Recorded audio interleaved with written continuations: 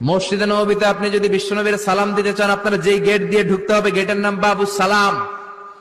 বাবুস সালাম দিয়ে যদি আপনি ঢুকেন, বিশ্বনবীর সালাম দিতে পারবেন। ওইটাই হলো মসজিদে নববীর প্রথম কাতার। লাইনে দাঁড়ালাম, ঢুকলাম। ভাগ্য ভালো, এমন একটা জায়গা পেয়েছি লেখা মাকান তাহাজ্জুদি রাসূলিল্লাহ, মানে এই জায়গায় রাসূল তাহাজ্জুদের নামাজ পড়তেন। আল্লাহর শুকরিয়া আদায় করে 2 রাকাত সালাত পড়ে আবার প্রথম কাতারে ঢুকে গেলাম। এবার বিশ্বনবীর সালাম দেওয়ার পালা। হাঁটতে লাগলাম সবার সাথে।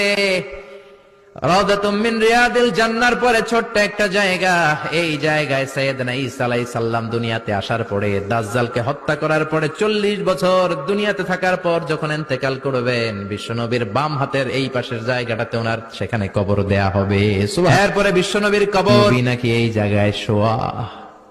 কোন উম্মত এই কথাটা চিন্তা করে ধৈর্য ধারণ করতে পারে? নিজেকে সামলে রাখতে পারে না, বুক ফেটে কান্না